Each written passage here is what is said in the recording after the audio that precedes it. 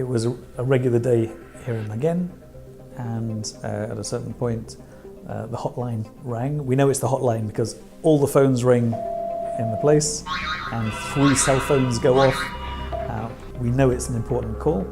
It was an American guy. He did not give his name. He said, "Do you know Mr. Smith?" That's a name. Is a child abuse perpetrator. He's a paedophile. He's dangerous. And he lives in our community. So I grew up in Israel, in Telston. It's a small community right outside of Jerusalem. So I went to school there. I went to school in good high schools. And right in the middle of high school, or the first year of high school, someone who was a relative of mine, I used to stay at their house a lot, and he was Sofer Stam, and he used to do massages. And he would massage me, and then he would sexually abuse me. I lived with this for a long time, and I always was in that constant fight of is it my fault, is it not my fault, how can I stop this, who would listen to me, who would believe me about him. That's why 95% of cases do not end up in court. Generally, children will not tell anybody, often their whole lives, that they were abused. When they do tell, they'll tell a trusted adult, often their parents, who may not pick up on quite what the child is telling them.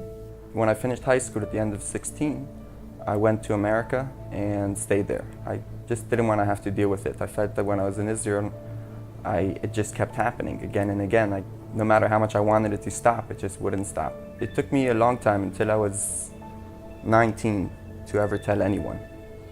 I was in Atlanta with some family, and it was a very good environment where I felt comfortable to, well, not say, but I wrote down what happened.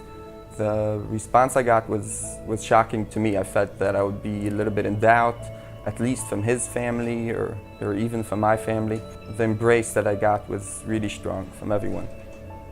His wife divorced him right away. His kids stopped speaking to him, as far as I know. And it felt like I did something to move it forward. I still had that feeling that it has to stop with other people. I knew from what he told me that there were other victims in the past, and I was not very confident that he's not doing it again. The U.S. Institute of Mental Health estimates that the average offender has 117 victims, an average of 117 victims. That's a lot of victims. When I was 23, I got a call from a family member who was in Atlanta at the time when I was 19.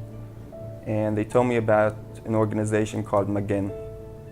They said that they're in Beit Shemesh and they worry about the safety of other children in Beit Shemesh. אנחנו ארגון שהוא ללא כוונת רווח, שכל כוונתו הוא לתועלת הציבור. זה ארגון שקם מלמטה, זה ארגון קהילתי שקם מתוך הקהילה כדי להגן על הקהילה. We made direct contact with the victim, and he told us the story, which was very shocking.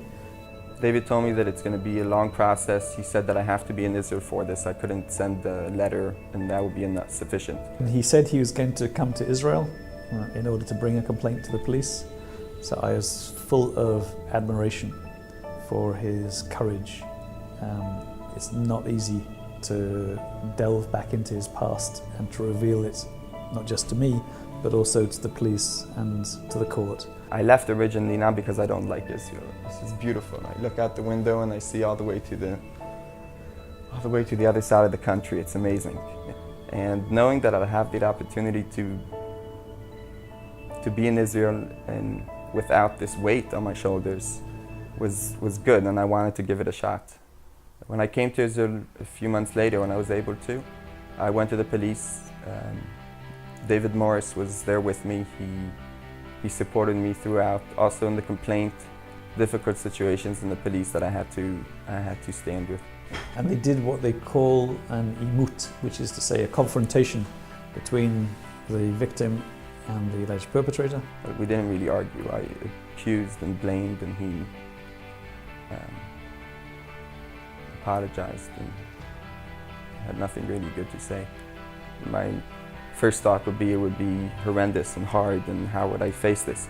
He was very distressed, and it was his right to be distressed, but he had us as his support, and I think that was very important. Luckily for me, I had Magen, and they helped me out throughout the whole process. Between David going with me to the police station, to the courts, some help from the social worker as well. I don't think we would have gotten a conviction like that. The process lasted about 2 years, from when we've got that first anonymous phone call until he was sentenced to 40 months in prison. Magen works in 4 different areas. The first is education and awareness. The second is the hotline. The third is case management, support for victims and their families. And the fourth is Project 4. Project 4 is a program that focuses on the perpetrator in our community, and the objective is to ensure public safety and the safety of the children in the community from known or alleged perpetrators. Magen is the first that I know who is doing something in such a way that it is both legal and sensitive and halachic.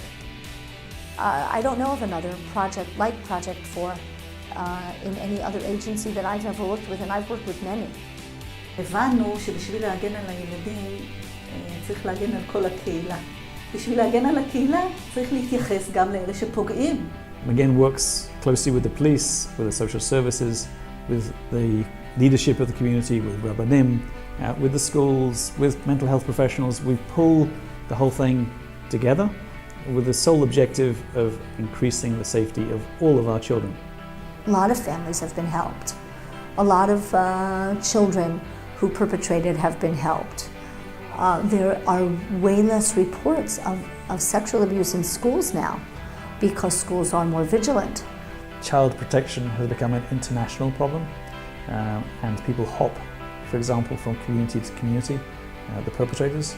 And therefore we set up the first international congress of child protection organizations and Jewish communities from around the world. Instead of each community facing this problem on their own, we created a macro community, a organization of organizations. There isn't enough awareness out there. People are afraid. People put pictures that are tinted with a low voice because of the shame to complain, the shame that I was abused. Is there a shame? If someone would punch me in the face, would I be shamed? No, I wouldn't be ashamed that I got punched in the face. It wasn't me, it was him. And that recognition would help other people do the same thing. Even if one other person would do this, it can save a lot of souls.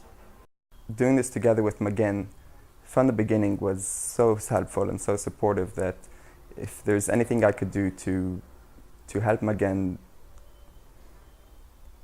help other people again in the future and not have to fall, anything that would move Magen forward, to me is work of God. I want to do that.